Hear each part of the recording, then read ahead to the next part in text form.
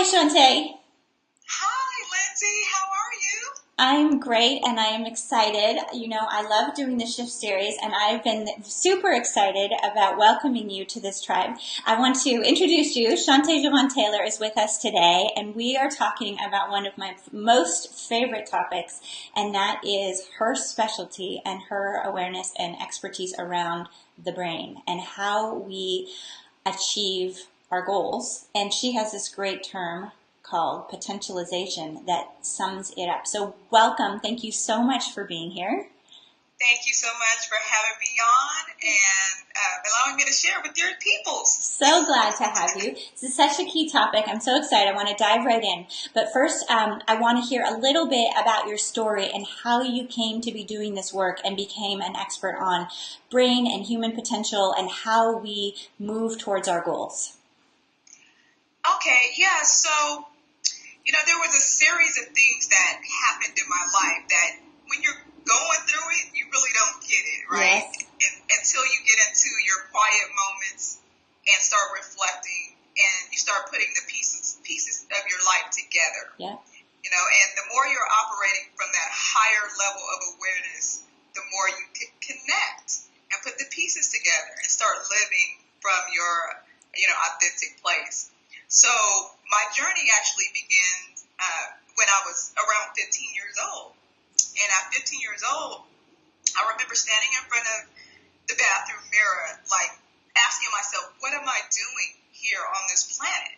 Yeah. I was really in a dark place because I had just had my first child. Yeah. At 15 years old. Yeah. And I was like, I don't know what to do with this child. Yeah. I can't really take care of this child. And I felt really alone and rejected. Mm-hmm. But my mother, she told me a story about how, she feels I was meant to be here because she was almost going to have her tubes tied, Yeah. Before I was Yeah. born. But it turned out not to be that way. So she was like, you were meant to be here. Right. So I knew, from that strength, from that story, I said, okay, well, let me find what I'm meant to do in this life. Yeah. So I went to UCLA and majored in neuroscience because I was just fascinated about the brain.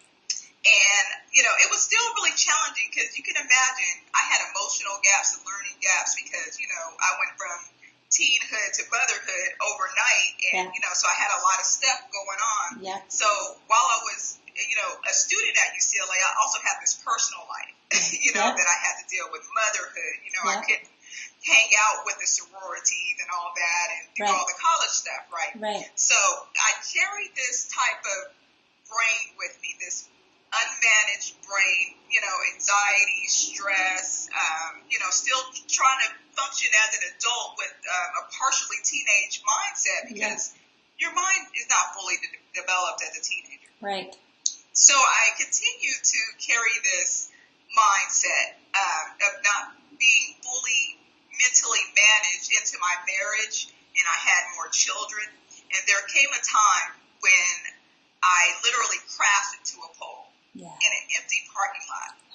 And I was awakened by the shrills of my 3 and 5-year-old. Yeah. And I was like, why did I crash into this pole? And when I reflected on it, it was because my mind just shut down. It said, I had enough. Yeah. And, I was a mom. I was a wife, a graduate student. I was working, and my brain just shut down. Like a laptop that has a virus, it just shuts down. Yes. That was my brain, because our brains are the greatest computers on the planet. Yeah. So what I decided to do, my higher self said, you cannot let yourself get in this position ever again, or your family. Right. So what I decided to do was start applying neuroscience to my own brain, to manage my own brain, to reduce my own stress levels, to improve my thought patterns and my habits, so that my decision making could be more healthy and productive.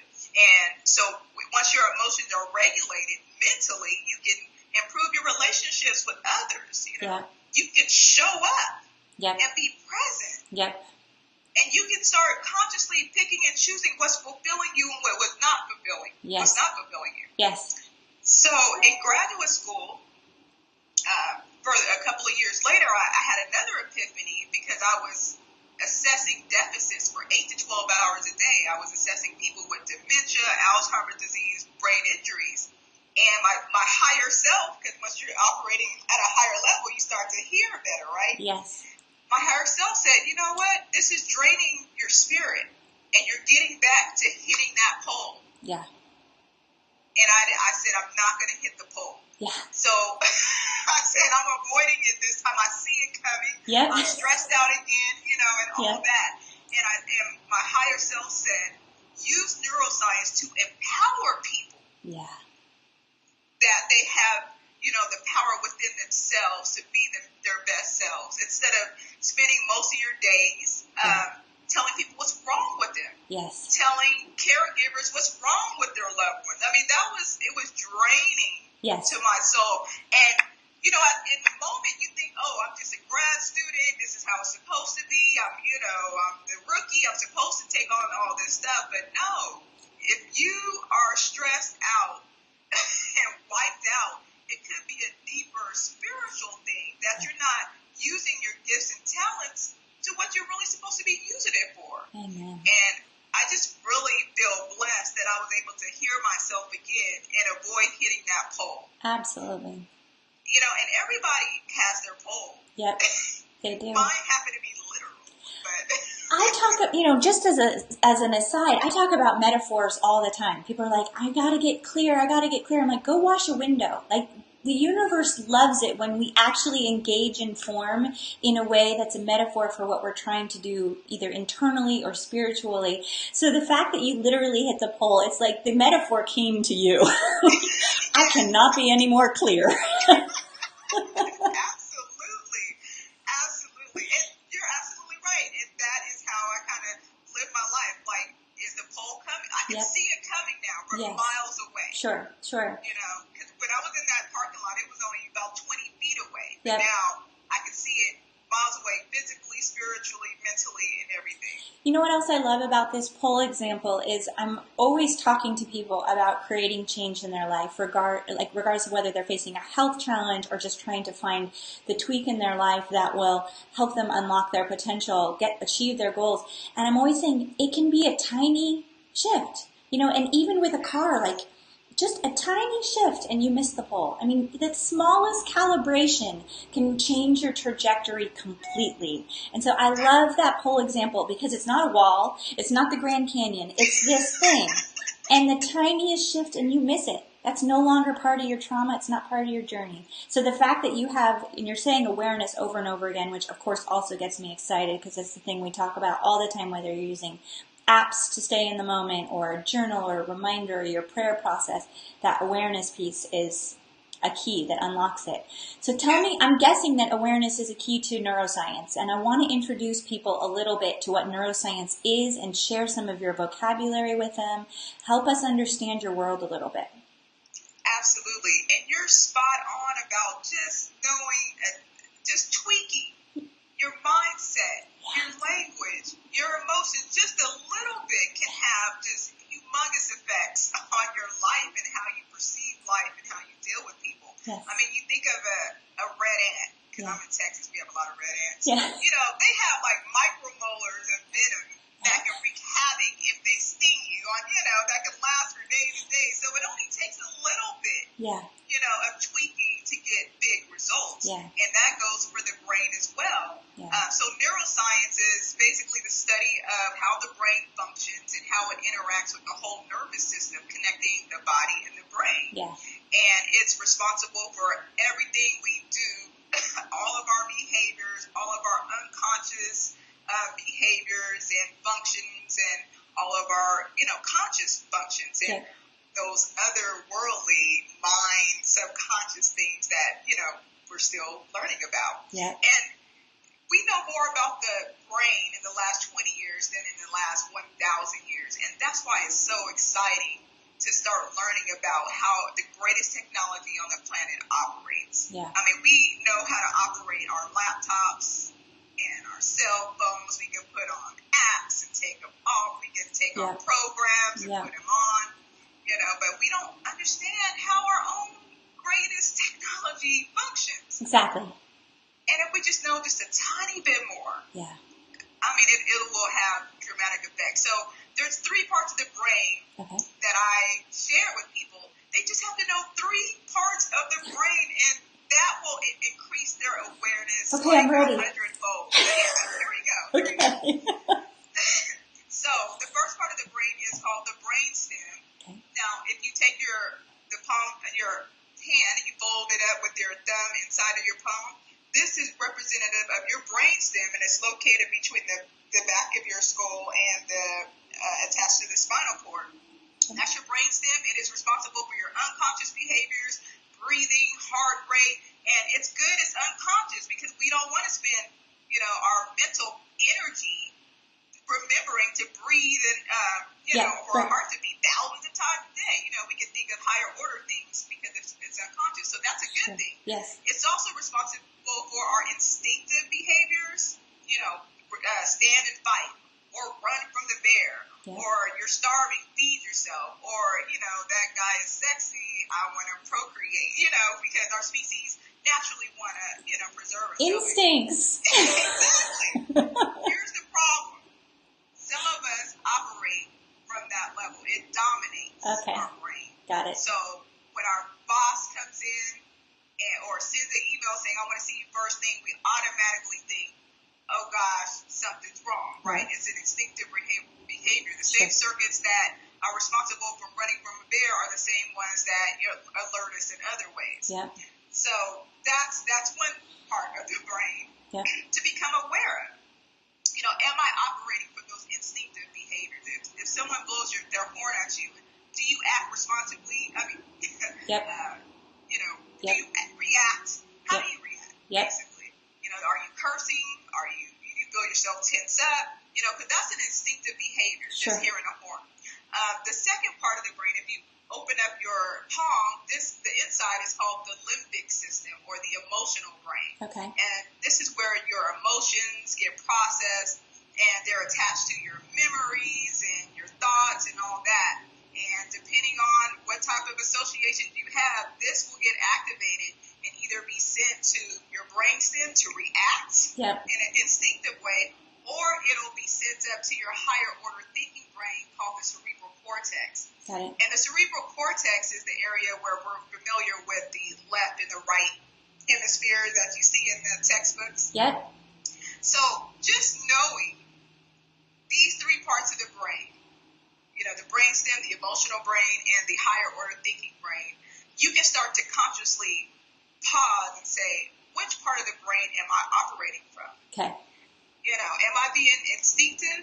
Am I being emotional? If I am being emotional, that's okay because emotions are powerful if they're used right. Yes. Fire is powerful. It can cook our food or destroy the acres of forest. Right. But so we just have to learn to harness our emotions better and either recognize that we're being instinctive or reroute it to our higher order thinking brain that can process the emotions and analyze them and say, maybe I can look at the situation from a different lens. Yeah. Maybe I can label my emotions because labeling will decrease your emotional brain activity and enhance your higher order thinking brain activity so you can respond better. Yep.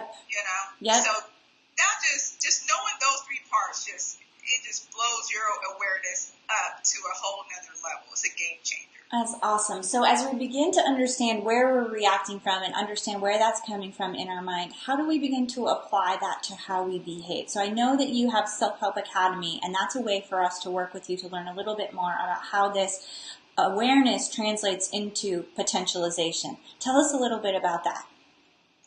Yes. Tell you more about the academy or how the process? I think the process and then how we can access it through the academy.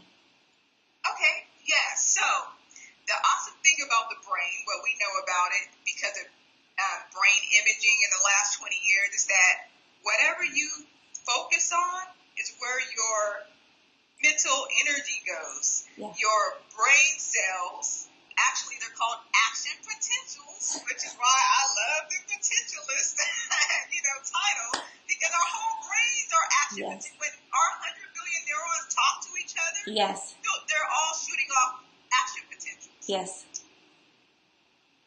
Cool. You visualize what you want and think about what you want, your brain cells will actually start growing and shifting into that new mental map that you want. So there is brain research that shows that if you visualize what you want, mental maps will form and be created. And I mean, there is so much research on this now. So the stuff works. So the more conscious you are about pausing and consciously shifting your mind, your energy towards, reassessing the situation. Maybe your boss, he sent the email, but maybe he wants to congratulate you on something. Right. Maybe he wants to share a new project because he thought you did a great job on the last project. Right. Then you're entering into the office with a whole different mindset. Yes. If you are entering the office with a mindset of that instinctive threat mode, what I do? You're not even starting off from a higher place. Yeah. You're starting off from a threat place. Right. So your higher order thinking brain won't even be functioning the way it can be. Right. So we want to start off at the most highest parts of our brains to operate at our highest mental levels of awareness. Yes. So just know that once you start shifting your energy and start consciously being aware of what part of your brain you're actually functioning off of, your brain will make the accommodations and start growing in that direction. So instead of rerouting to the basic brain, the brain stem, it'll go to your higher order thinking brain, and then it'll become automatic. Nice. So this is a muscle we exercise, and then it becomes okay. Absolutely. And athletes do it all the time. I mean, like 80% of their practice is mental. Yes. Because studies show that muscle fibers actually start growing if they visualize themselves doing the act. The same regions that show up for the visualization centers, the motor cortex and the higher order thinking brain also light up as if you're actually doing it. It's wild. I love this. There's a man in Santa Barbara, or he passed away now. His name is Carl Simonton, and he works with people with cancer and chronic illness about this exact thing. So maybe a person who experienced joy from surfing but now is too ill to surf can activate healing in the body by going into their brain, into the quiet, and remembering surfing or putting themselves in their mind space back on the wave. And I've never heard the brain science behind it, but I've certainly seen the results of people doing it and the magic that it creates. So you're demystifying the magic a little bit here, friend. But I forgive you because I love science. Maybe I'll keep calling it magic plus science. It's validating. I love bridging the two worlds together because I know that people want to meditate and visualize, but something is holding them back. And maybe the something is the science. Like, what's the foundation of this? How do I know it's really working? And how is it working? That's so helpful. So if we want to step onto this journey with you, tell me a little bit about Self-Help Academy and what that's all about. Yes, Self-Help Academy is a platform that I visualized that was huge in my mind. And what it is a neuroscientist, me, and 12 experts that give monthly coaching to our members. So every month is a different theme. So the first month will be discover and activate your purposeful and passionate brain, because without knowing your purpose and passion, your brain can't even focus on what it's supposed to do and be fueled by your passion. So you have to discover that. And there's other monthly themes like the wealthy brain, the healthy brain. And basically we give tools and strategies and mind movies and law of attraction audios for each theme of the month to really seal in the new changes that are taking place in your brain so that they become automatic, because 99% of our behaviors are drawn from old, from programs, unconscious programs. So we want to reprogram our brain as much as possible to start acting unconsciously and subconsciously to have the life that we want. Absolutely. Oh, I just love it. This is so great. So we can find you on your website. We can learn more there. Love the idea that this is bridging all that good spiritual work people are out there doing, meditative, visualization, with a better understanding of our body and how our anatomy actually supports that creative process. And ultimately how divine that is too. This incredible, like you said, computer we've been gifted with to create in our life. Oh my goodness. So I love to wrap up each shift series with this question. I like to ask, if there were one thing that a person could do from wherever they are, whatever challenge they may be facing, whatever goal they may have set up for them, whether it's overcoming illness or achieving a goal, whether they feel that they have all the resources in the world or they're struggling for the resources they need, what is one thing any person could do to get started on this potentialization journey? I always say, and other great people have said before me, the change always starts from within. Yeah. And just stop looking on the outside for this stuff you were already born with. I think we're all Dorothy's here. And one thing that I tell people to do is become a hacker. Yeah. Become a hacker of your own brain. And I spell it AHACCR. HACCR. Okay. And H stands for halt or pause. When you're in a situation where you feel emotions or, you feel tense or anything, or even happy emotions, just pause, halt. Yeah. And the A stands for become aware. Become aware of your environment. Who are you talking to? Your child, your colleague, your spouse. Yeah. And the next C, is to consciously become aware. Yeah. And consciously shift those thoughts and emotions to your higher order thinking brain. Yep. The next C is to choose how you're going to respond. Yeah. Are you going to reassess the situation? Yeah. Are you going to start breathing deeply? Just choose a tactic to change your levels. Yeah.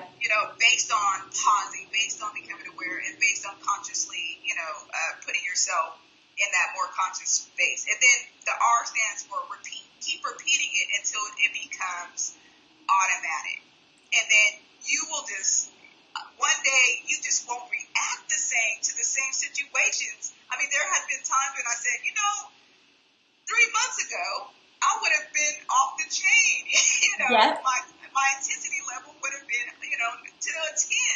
But I don't want to, I think I'm not acting that way. I don't feel tense. Yeah. And it's just a knowing. You just become aware that you are not as off the charts as you were, previously. Yes. Why don't you become a hacker?